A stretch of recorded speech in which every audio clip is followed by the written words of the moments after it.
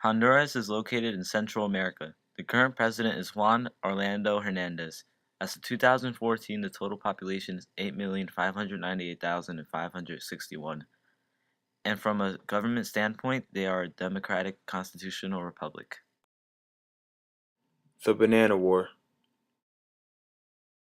In the early 20th century, Honduras was named a banana republic. Because it was cheaper to grow fruit overseas rather than in the United States, Honduras became one of the key destinations for fruit company owners to rely on to grow their profit.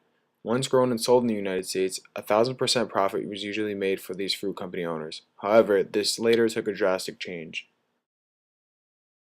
The U.S. State Department started to see the Honduran government as too politically liberal. Also, they believed the management decisions made by several fruit company owners had caused Honduras to become too close to Great Britain, an unacceptable risk for the U.S. because of the Monroe Doctrine.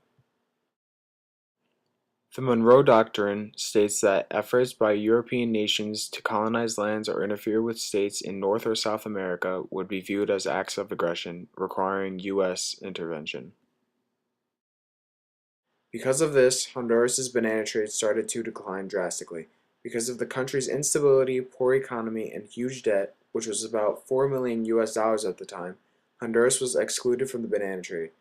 As the country's economy kept getting worse and worse, the nation got heavily into the drug trafficking scene as they were desperate for money. The War on Drugs. Okay. The people of Honduras are afraid to talk about drug trafficking, although it began 4 decades ago when the military de facto regimes ruled the country. Out of these 8 million people that live there, 50% live in extreme poverty. Their only hope to get out of poverty is joining the drug trade. Honduras's location is ideal for drug activity because it shares borders with Guatemala, Nicaragua, and El Salvador. The country is considered to be a transit zone for drugs. With cocaine being its top seller, villages across the country have made livings off the illegal drug trade. The just war theory. One of the 6 criteria in the just war theory is called just cause. In essence, to fit this criteria, there needs to be a justification for this war. As the drug trafficking problem continues to rise in Honduras, it is directly affecting the United States. As said before, the drug trade is Honduras's last hope to receive any type of income. Sadly, the United States is a huge target for drug lords in Honduras to ship their products to.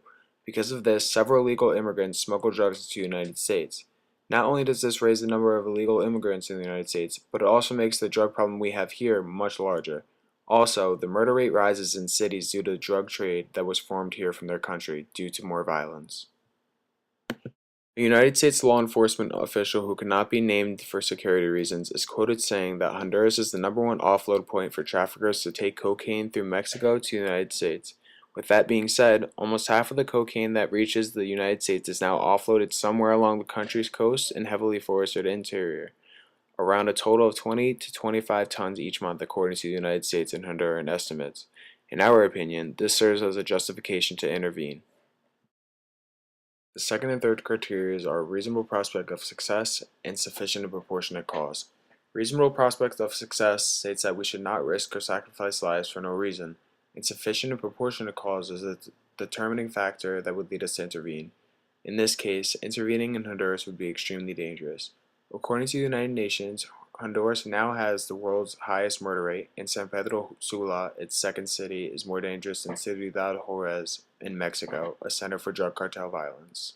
However, if it could cut down on the drugs being smuggled into the United States, it is worth it. This serves as a justification to intervene. As Honduras is seen as one of the most hostile countries in the world, they are in desperate need of change. Right intention is the fourth criteria. This states that once we have intervened, what will be done to create peace throughout the country? President Obama has said that he is willing to meet with the United Nations to help create a plan to reform Honduras' government to try to limit the chaos that goes on every day throughout the country. As the Honduran government sent out cries to the United States, we feel as though our country is a great candidate to help due to the power we have from a military standpoint. Our troops will be able to fight against the violence that occurs every day in Honduras. The United States intervenes. To help Honduras as a country, the United States have chosen to intervene. As the Obama administration deepens its partnership in Honduras to fight the drug war, the United States has posted 600 soldiers in Honduras, and operates an Air Force base and 3 new operating bases there. Although that President Obama is making moves to better the situation in Honduras, it will take time to see the results due to the severity of violence in that country. As a group, we believe that the United States intervening in the Honduran drug war was indeed justifiable due to the fact that it met each criteria of the just war theory.